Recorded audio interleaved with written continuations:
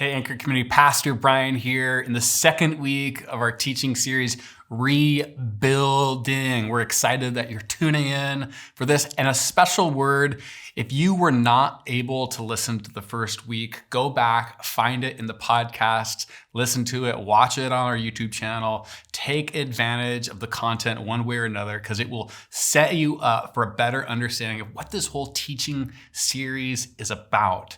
We're in the book of Nehemiah, where Nehemiah starts with this heartache, this brokenness as he hears about his homeland being destroyed. And today we're asking the question, we're looking at what's next? What's after the heartache?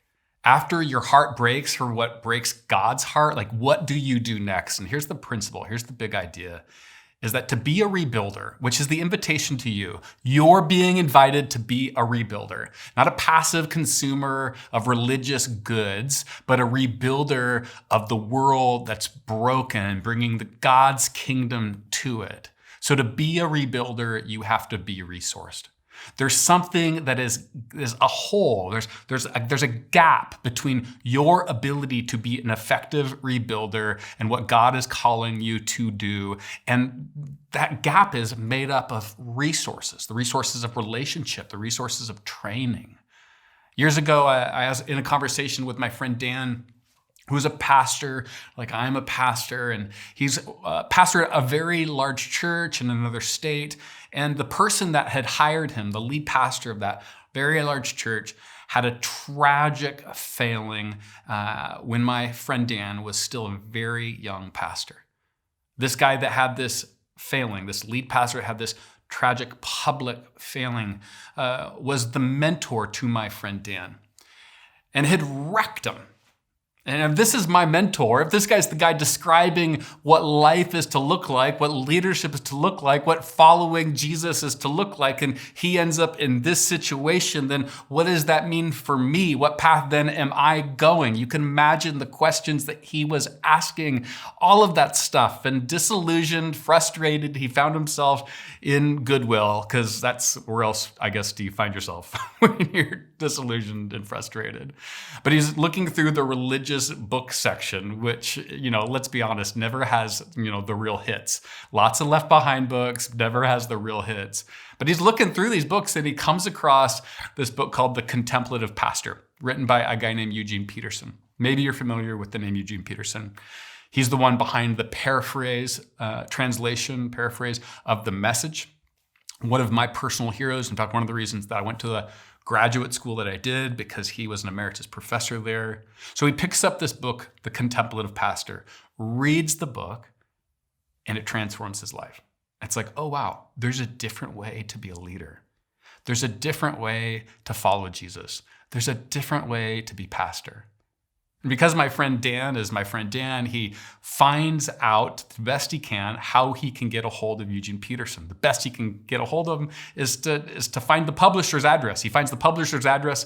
He writes this letter saying, this is what's been going on in my life. This is what's going on in my church. This is what's going on in my heart. There is this gap where I just need some wisdom, some resources, some relationships. Could I come to your home and sit with you and talk with you, Pastor, Professor Eugene Peterson? And he sends this letter off to the publisher, wondering if it'll ever get passed on. Well, 2 weeks later, he gets a letter from Eugene Peterson, handwritten from his address, his home in Montana. And it says, Dan, I'd love to meet with you. But Eugene has some caveats. He says, not so fast.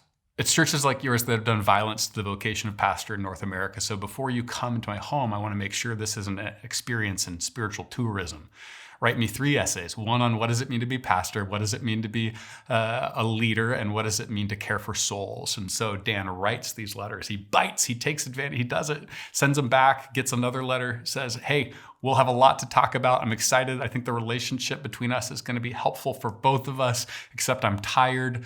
Call me after Easter. Here's my phone number and we'll hang out. Well, eventually he waits the period of months. It's almost like Eugene Peterson was kind of just seeing if he was very interested, how interested he was.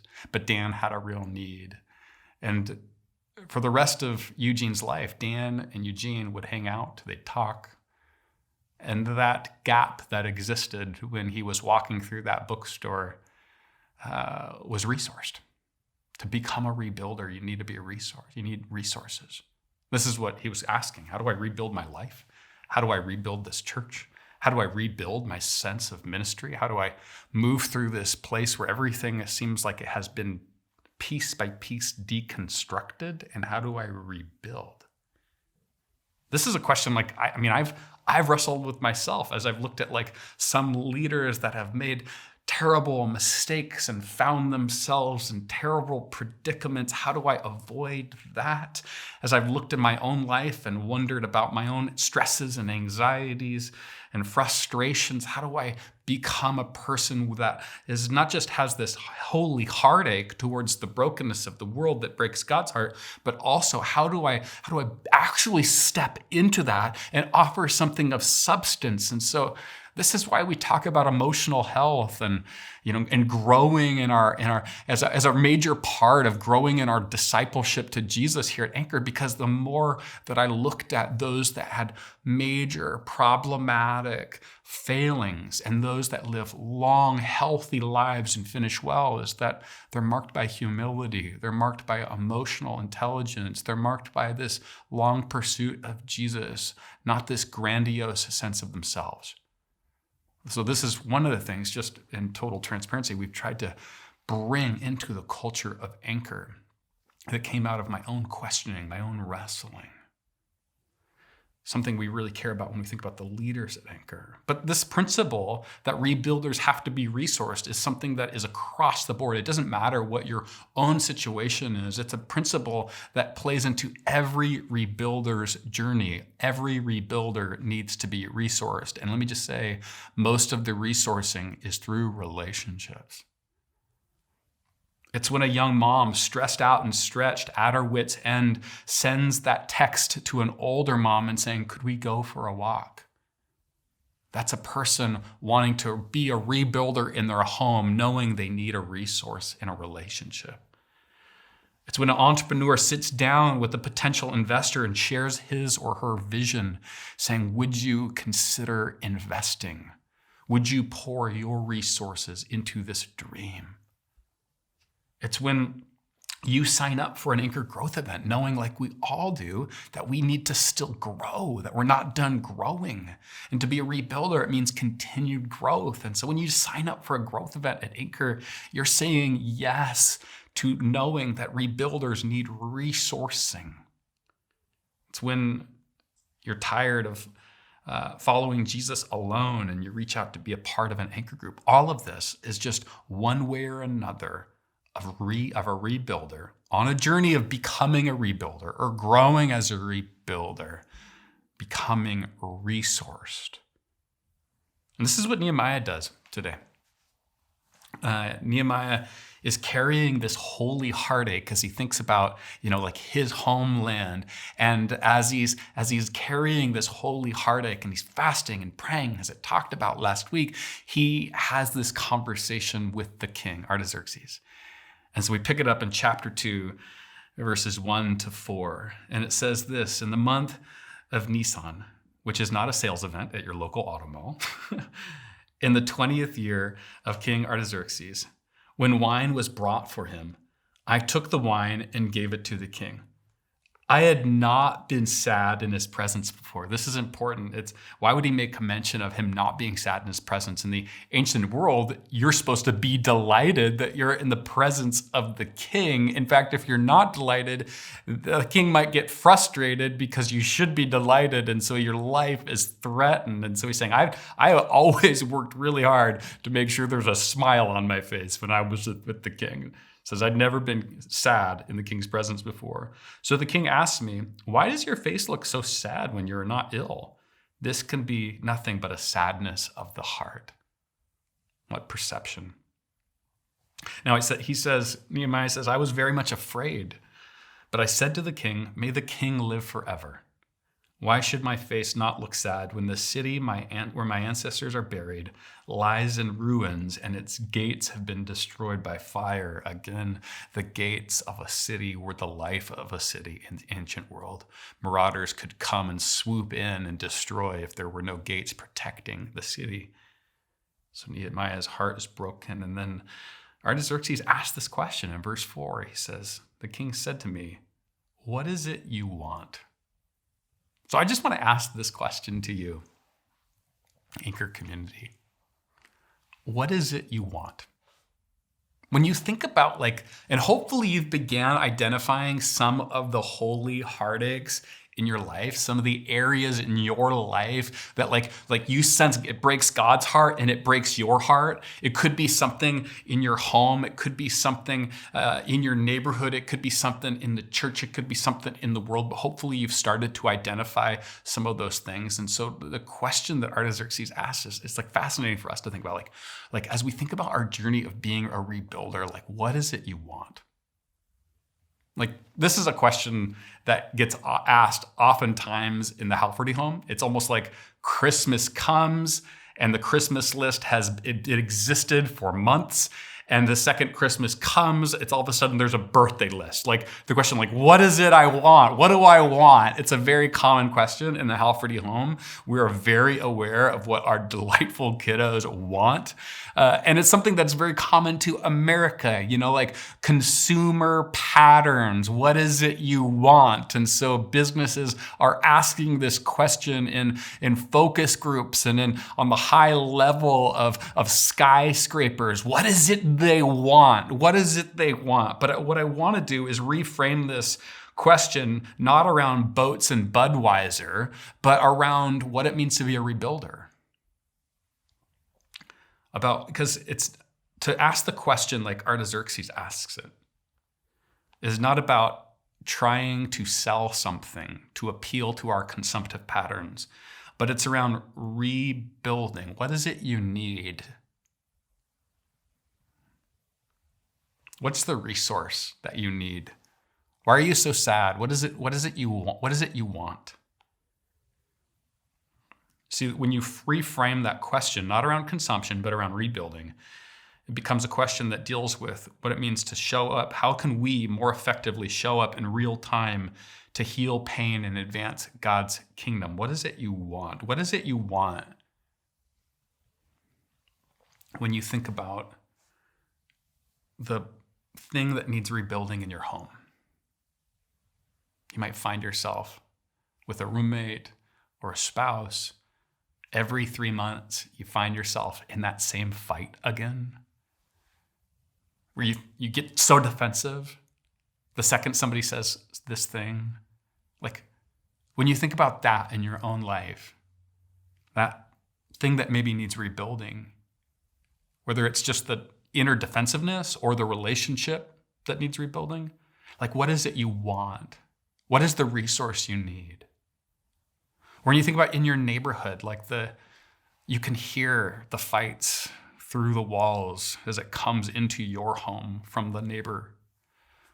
Or you'd see the loss on the single woman's face or single dad's face, and it breaks your heart. And you're like, well, how can I connect them with community? How can I be the presence of Jesus in my neighborhood? Or there's a new family in town that doesn't speak English and they're across the road and you want to be a light and you want to offer love. What is it you want when you think about rebuilding? When you come in to Anchor and you're wondering, how do I be a presence of how do I use my gifts? How do I help foster community? When you think about all the different spheres that you exist in, whether it's in your church or in your home, whether it's in your neighborhood or in your workplace, what is it you need? What is the resource you need to get you to the place where you're living into your role as a rebuilder? What is it? Because here's the truth. Pain has to turn into petition. The pain, and hopefully we feel a measure of it, that holy heartache That holy heartache, that pain, it has to turn into petition, which means asking something of someone. It has to turn into a request. It has to turn into God, would you? Or to somebody that could be a mentor, somebody that has some resources. Would you help me? Pain has to turn into petition. Otherwise, pain will turn into either wallowing or callousness. If pain just sits there, time doesn't heal all wounds. Sometimes time causes pain to become normalized. We have to act on the holy heartache, otherwise it will mold and decay and bring our soul along with it. Pain has to turn into petition. God, would you? The mentors in your life, would you offer the resources that I need to step into my role as a rebuilder? What is keeping you right now? What's keeping you from addressing your holy heartache? Is it a skill? Is it I don't know how? Is it information? Is it a relationship? What's keeping you? In the words of Artaxerxes, what is it that you want? To be frank, some of us, we maybe haven't even, to catch us up, some of us, we haven't even identified what is our holy heartache, or we're is it this? Is it this? We got a lot of holy heartaches, but they're all low grade. And so we don't know necessarily what to go. And so I want to offer you some kind of further options for discernment on how to start to identify what is it that is breaking your heart. There's a couple things, and this is a month out, so you have some time, okay? Put it on the calendar.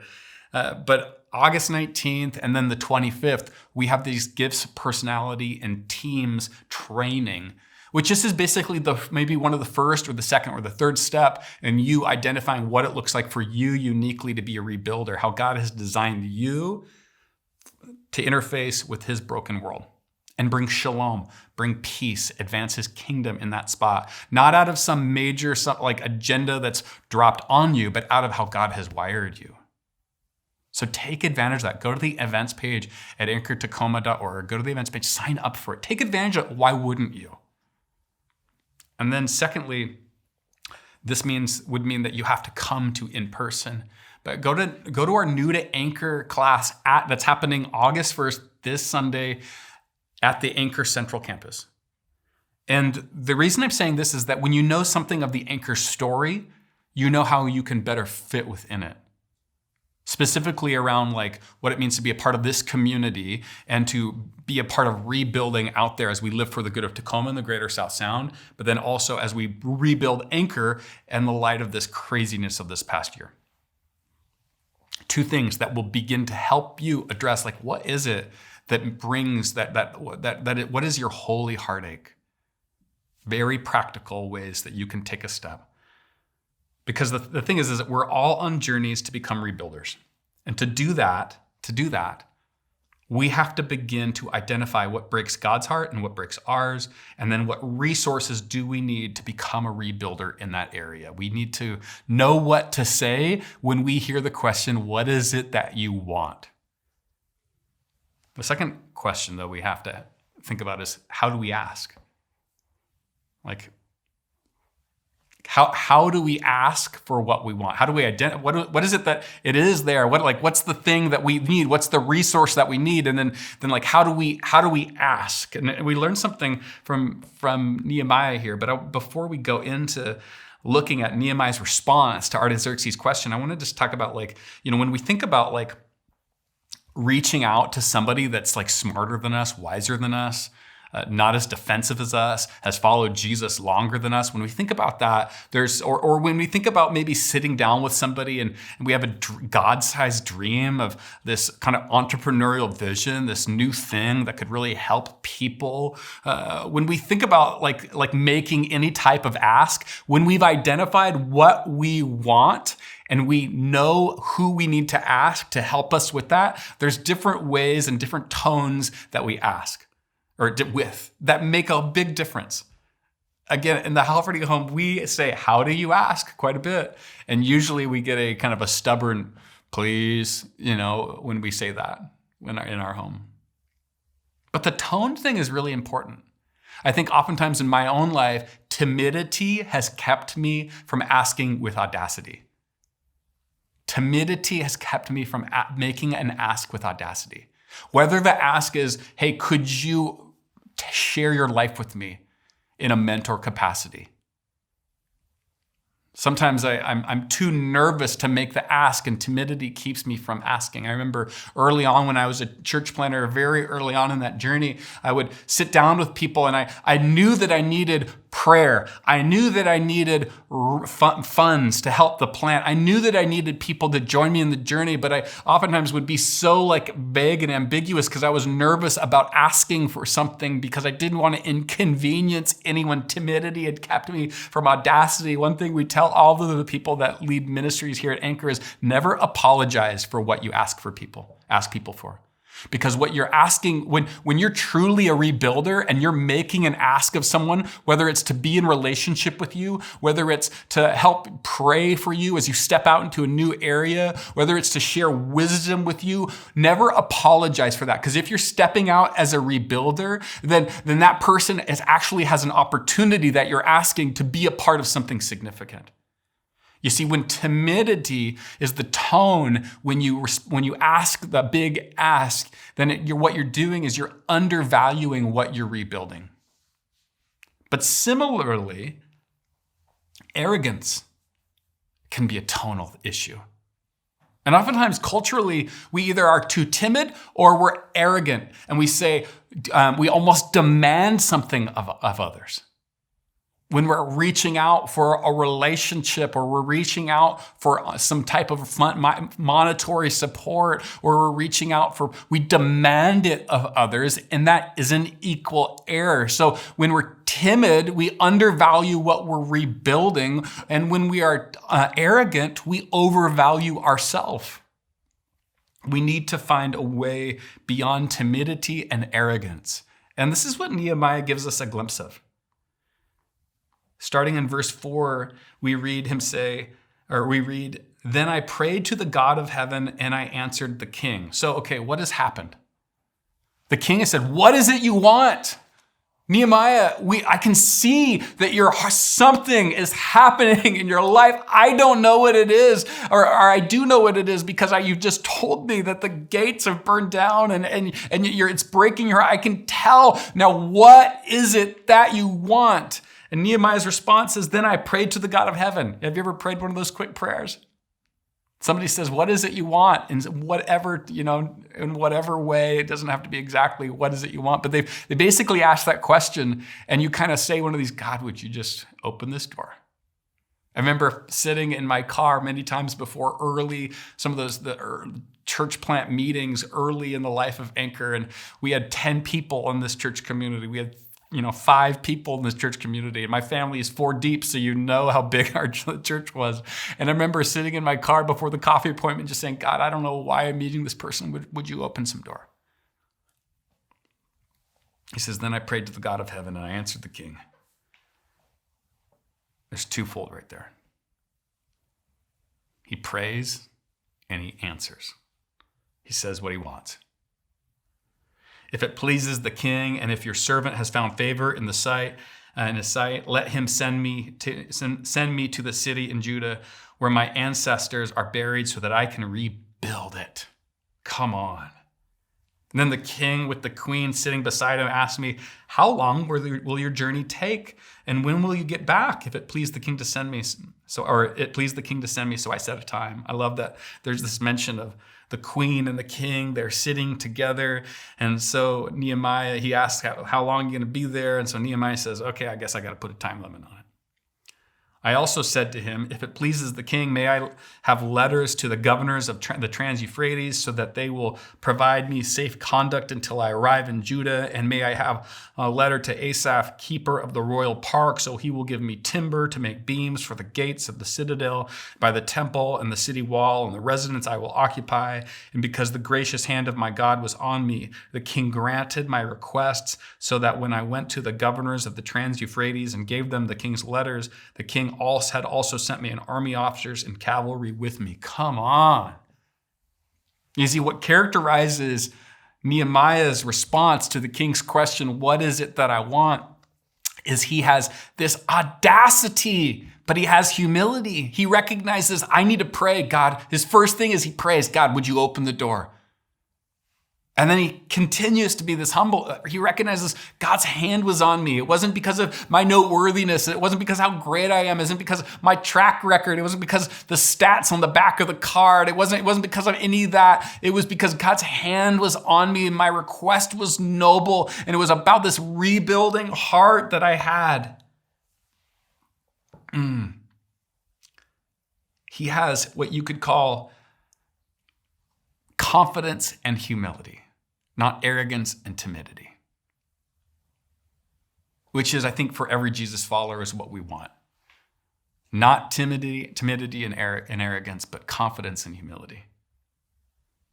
Okay, just think about this right now. Nehemiah is able to go about rebuilding because of the relationships in his life. God has placed him in a certain place so that he can leverage certain relationships for what God is wanting to do. And what God is wanting to do, it corresponds with what Nehemiah is actually wanting to do. So God's not overriding what Nehemiah wants to do. God has actually placed desires within Nehemiah and within his story, and he's placed people within Nehemiah's story to be about rebuilding. So here's the question. If you have decided, if you've defined, if you understand at least one holy heartache in your life, do two things. Look around you. Who has God put around you to be a rebuilder in that area of holy heartache? Like I said, the holy heartache could be something in a relationship in your home. It could be happen like about how do I get my money on track? Or it could be in your neighborhood. It could be in any of those spheres, but who has God put around you? So look around you. For those of us watching at home right now, it might be that we open up our contact list and we start thinking through, jogging our memory. We look at who's following us on Instagram. And we look around our life. Who has God put around us that will help us be a part of his rebuilding work? That the stuff that he's put in us, that he's calling us to, who has God put around us? And then secondly, we don't just look around, but we look up. This is what Nehemiah does. He looks up and prays to God. He gives credit to God. He recognizes that God is the one calling him to this thing. So he will make his path effective. He will make the plan effective. He will bring him forward. So he looks around him. Who has God placed around me? And he looks up. How is God calling me? How is God doing it? What is God doing? God, would you open the doors? I love when Jesus, he says this 3 times in the last few chapters of the Gospel of John. And it's basically this. It says it in John 14:14. This is one of the times he says it. It says, you may ask me for anything in my name, and I will do it. What does Jesus mean there? This has been an ill-used verse. People have tried to pray for Mercedes-Benz and larger incomes. And God, you said you would do anything as I ask in your name. So Jesus, in your name, get me the car, get me the money, get me the wife, get me the husband. That's not what Jesus is meaning. The key to what Jesus is talking about there is in my name. You may ask me for anything in my name and I will do it. You see, in the ancient world, a name was more than just something that mom and dad picked for you. It was character. So Jesus is saying, you can ask anything that coincides with my character, that harmonizes with my values. Ask me anything that is in alignment with my will and my personhood and my values and my identity. Ask me in alignment with who I am, and I will do it for you. Here's the beautiful thing. When you understand that and you look at the world, it does 2 things. It turns the arrogance into humility because you recognize that there is nothing like that. There's nothing that you bring to the table that God couldn't just use somebody else for. God doesn't need you. but he's inviting you to be a rebuilder in his world. And when you recognize what it looks like to ask something according to the character of Jesus, then the arrogance becomes humility. But something else beautiful happens. Is because the timidity becomes confidence. Because you recognize that God is inviting you to be a part of his rebuilding work. And so you say, that it's not dependent on your skills. It's not dependent on everything that you carry within yourself, because God is calling you to it. So he's there. He's working even when you're sleeping, even when you're taking the wrong step, he's still there. So you can be a person that is marked by confidence and marked by humility, not marked by arrogance and timidity. And we learn that when we ask in accordance with the name of Jesus. Of course, the biggest way we experience confidence and humility is looking at the cross, where we see the depth of God's love, that it's stretched into our brokenness, taking the full weight of our sin on his shoulders. Humility. But that he did it to the end because he loves you. Confidence. We get to carry that climax of his commitment to us as we step into rebuilding in the world. So here's the question, what does it mean for you right now to look around and look up? What does it mean for you to look around? Who has God placed around me that can be a part of the rebuilding work? Is it an anchor group I need to join? Is it a person I need to text that's more seasoned in the way of following Jesus? Is it somebody that has some more training than I have, some more skills in an area that I'm passionate about, some more information? Is it something that God has placed a dream within my heart and I actually need some financial help to accomplish it? Who has God placed around you?